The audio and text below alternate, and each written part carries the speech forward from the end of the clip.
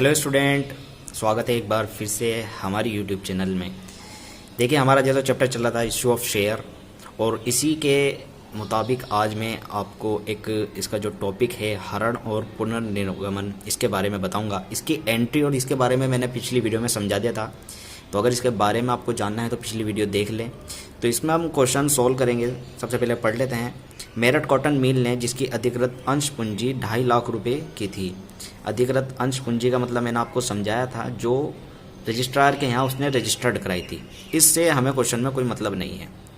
और जो 10 रुपये वाले 25,000 अंशों में विभक्त थी। सही बात है, इनके अगर गुणा करें तो 2.5 लाख ही होगा।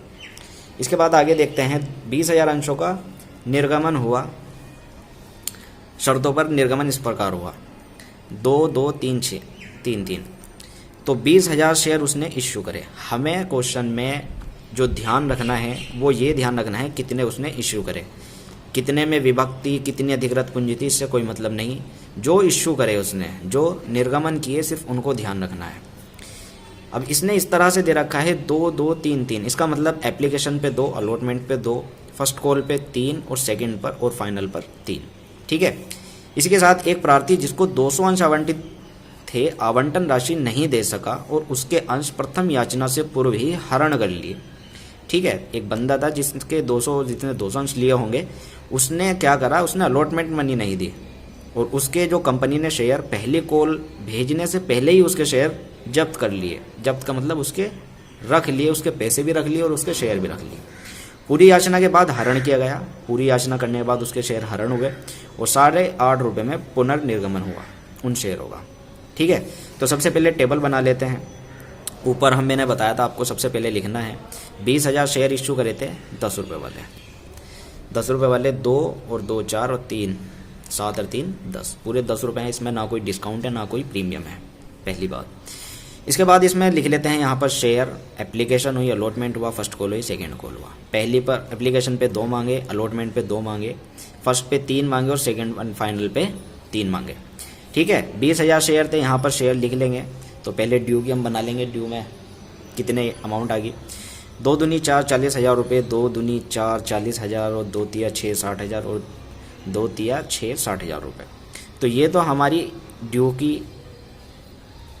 टेबल हो गई यहाँ पर इतनी। तो इतने तो कंपनी ड्यू करेगी। ठीक है। इसके बाद हम क्वेश्चन पढ़ लेते हैं। क्वेश्चन में कहा है एक प्रार्थी जिसको 200 अंश आवंटित थे आवंटन राशि नहीं दे सका। तो ये बंदा था 200 रुपये, एप्लीकेशन इसने दे दिया, आवंटन राशि मतलब अलॉटमेंट मनी उसने नहीं दी। तो यहाँ पर अलॉटमेंट मनी पर 2 दूनी 400 रुपये एरियर हुआ, तो उसने ये पैसा नहीं दिया। ठीक है। इसके बाद आगे की उसकी, जैसा क्वेश्चन में लिखा हुआ है, उसके अंश प्रथम याचना से पूर्व हरण कर लिए। तो ये आपको ध्यान रखना है कि ये 200 शेयर सिर्फ यहाँ तक थे, इससे आगे इन पर कॉल नहीं गई। जैसा क्वेश्चन में लिखा हुआ है, प्रथम याचना से पूर्व ही हरण कर ली। यहाँ इस बंदे पर कॉल नहीं गई, यहीं पर इसके शेयर हरण हुए हैं। ध्यान देने वाली बात है।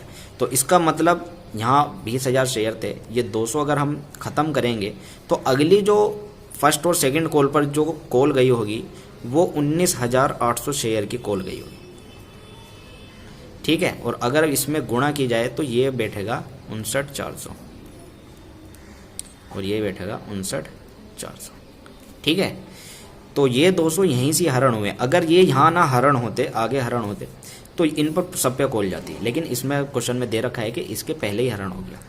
इसके बाद आगे कुछ नहीं दे रखा है। इसके बाद आगे इसमें कह रखा है कि उसका हरण करे और 8.5 रुपये पुनर्निर्गमित किए, जो बाद की एंट्री है। इसको जोड़ लेते हैं। 40,000 ड्यू हुआ, 40 रिसीव हो गए, 40 अलॉट के ड्यू हुए और 39,600 रिसीव हुए, जिसमें से 400 एरियर हुए। ठीक है।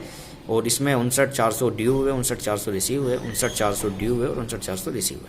ठीक है। इसके बाद अब हम इसकी एंट्री स्टार्ट करते हैं। एंट्री में देखिए, एंट्री में सबसे पहले एप्लीकेशन की एंट्री होगी, जो मैंने आपको बताई थी। पहले रिसीव की एंट्री होती है। रिसीव की एंट्री है बैंक अकाउंट डेबिट 40,000 रुपये और टू शेयर एप्लीकेशन अकाउंट 40,000 रुपये। ठीक है। Bank share application money received, इसकी नरेशन होगी।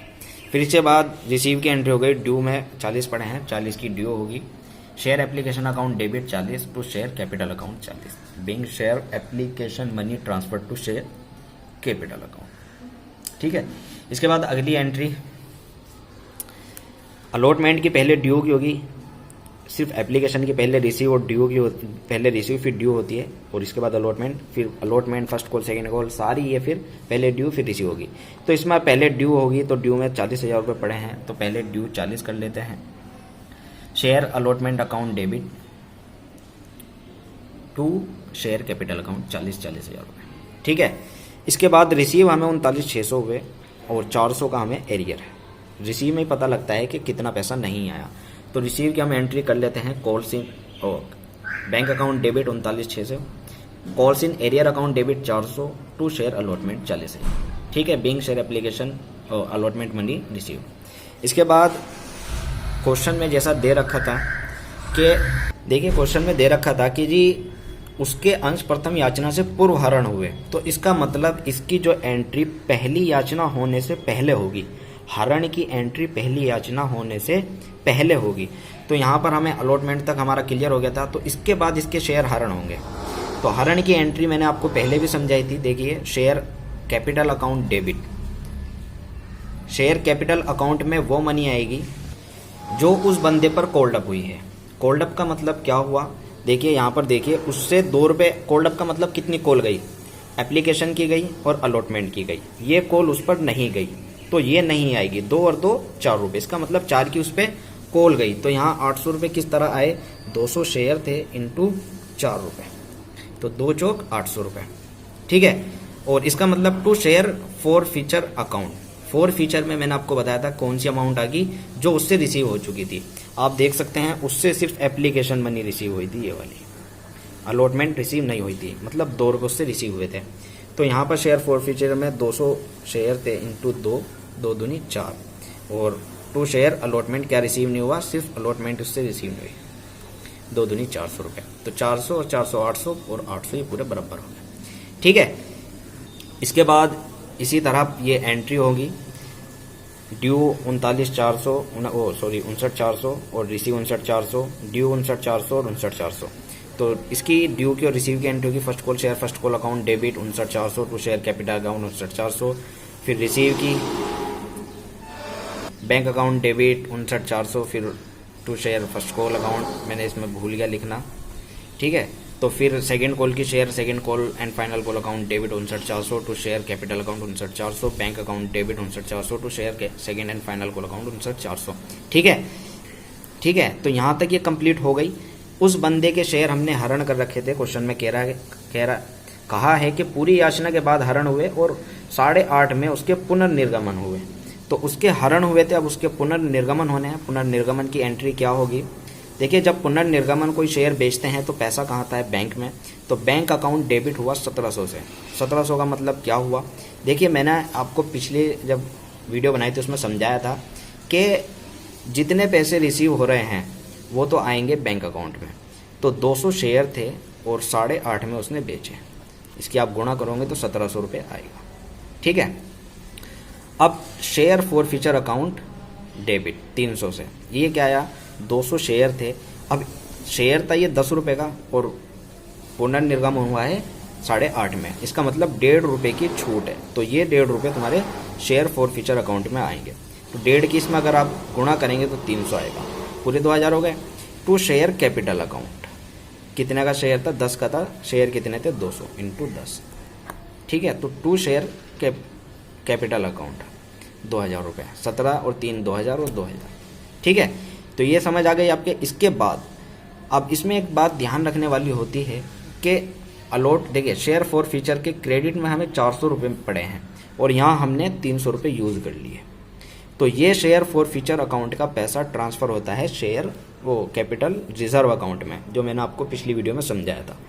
तो share for future account debit कर लेंगे हम 100 रुपये से और टू ट्रांसफ़र करेंगे टू कैपिटल रिजर्व अकाउंट 100 रुपये। तो ये एंट्री होगी, उम्मीद करता हूँ आपकी समझ आई होगी। ये वीडियो अगर समझ नहीं आई तो मुझे कमेंट में पूछ लिए क्या समझ में नहीं आया। शुक्रिया, धन्यवाद। वीडियो को लाइक और शेयर जरूर करें।